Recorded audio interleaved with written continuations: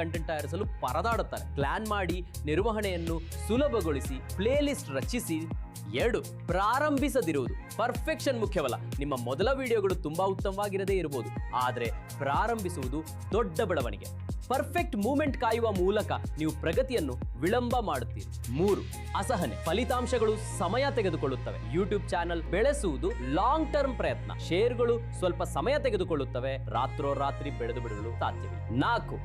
Gear acquisition syndrome. ಅಂದ್ರೆ ಒಳ್ಳೆ ಉಪಕರಣವಿಲ್ಲ ಅಂತ ನೆಪ ಹೇಳುತ್ತಾ ಕಾಲ ಕಳೆಯುವ ಬದಲು ಅದ್ಭುತ ಕಂಟೆಂಟ್ ಸೃಷ್ಟಿಸಲು ಹೆಚ್ಚು ಗಮನ ಹರಿಸಿ. ಗುಣಮಟ್ಟದ ಕಂಟೆಂಟ್ ಮಾತ್ರವೇ ಬೆಳವಣಿಗೆಗೆ ಕಾರಣವಾಗುತ್ತದೆ. 5. ನಿರಂತರ ಹೋಲಿಕೆ. ನಿಮ್ಮ ಹೊಸ ಚಾನೆಲ್ ಅನ್ನು ಹೆಚ್ಚು ಯಶಸ್ವಿ ಚಾನೆಲ್ಗಳೊಂದಿಗೆ ಹೋಲಿಸುವುದನ್ನು ತಪ್ಪಿಸಿ. ಪ್ರತಿ ಕ್ರಿಯೇಟರ್ನ ಪ್ರಯಾಣ ವಿಭಿನ್ನವಾಗಿರುತ್ತದೆ. ನಿಮ್ಮ ವೈಯಕ್ತಿಕ ಕಂಟೆಂಟ್ ಅನ್ನು ಉತ್ತಮಗೊಳಿಸಲು ಗಮನ ಹರಿಸಿ. 6. Inconsistent branding. ಸಂಯೋಜಿತ ದೃಶ್ಯ ಗುರುತು ಮತ್ತು ಪ್ರಸ್ತುತಿಗೊಳಿಸುವ ಶೈಲಿ ಅತ್ಯಂತ ಮುಖ್ಯ. ವೀಕ್ಷಕರು ನಿಮಗೆ ಚಾನೆಲ್ನ ಚಿಹ್ನೆಯನ್ನು ತಕ್ಷಣ ಗುರುತಿಸಬೇಕು. ಸರಳ ಹಾಗೂ ಸುಂದರವಾದ ಚಿಹ್ನೆಗಳನ್ನು ಬಳಸಿ. 7.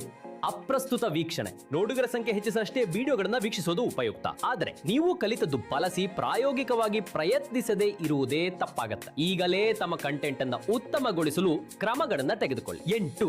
ಹೊಸ ವೈಶಿಷ್ಟ್ಯಗಳನ್ನ ಪರೀಕ್ಷಿಸದೇ ಇರುವುದು. ಯೂಟ್ಯೂಬ್ ನಿಯಮಿತವಾಗಿ ಹೊಸ ಟೂಲ್ಗಳನ್ನ ಬಿಡುಗಡೆ ಮಾಡುತ್ತದೆ. ಅವುಗಳನ್ನ ಪರೀಕ್ಷಿಸಿ ತಮ್ಮ ಚಾನೆಲ್ಗೆ ಅನುಗುಣವಾಗಿ ತಲುಪಲು ಮುಂದುವರಿಯಿರಿ.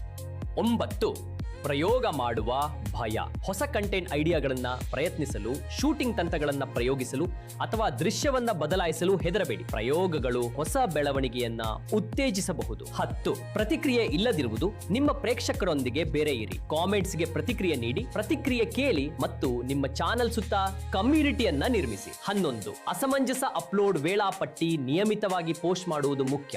ವಾರಕ್ಕೊಮ್ಮೆ ಅಥವಾ ವಾರಕ್ಕೆ 2 ಬಾರಿ ಅಪ್ಲೋಡ್ ಮಾಡಿದರೂ ಇದು ಉತ್ತಮ. ವೀಕ್ಷಕರಿಗೆ ನಿರೀಕ್ಷೆಯಿಂದ ನಿಮ್ಮನ್ನ ಹುಡುಕಲು ಪ್ರೇರೇಪಣೆ ನೀಡುತ್ತದೆ. 12.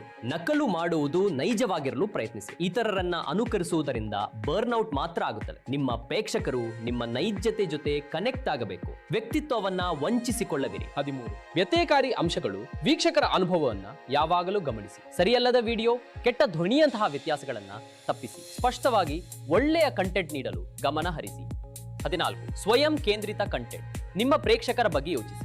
ಅವರ ಜೀವನಕ್ಕೆ ಮತ್ತು ಸಮಯಕ್ಕೆ ಗೌರವವನ್ನ ನೀಡುವ ಕಂಟೆಂಟ್ ರಚಿಸಿ. 15. ಅವಶ್ಯಕವಿಲ್ಲದವರೆಗೆ ವಿಡಿಯೋ ಲೆಂತ್ ಹೆಚ್ಚಿಸುವುದು. ನೀವು ಕೇವಲ ವಿಡಿಯೋವನ್ನ ನಿಮಿಷಗಳನ್ನ ಹೆಚ್ಚಿಸಲು ಸ್ಟ್ರೆಚ್ ಮಾಡುವುದನ್ನ ತಪ್ಪಿಸಿ. ಗುಣಮಟ್ಟಕ್ಕಿಂತ ಹೆಚ್ಚಿನ ಅಗತ್ಯವಿಲ್ಲ. ಕಂಟೆಂಟ್ ಚರ್ಚೆಗೆ ತಕ್ಕ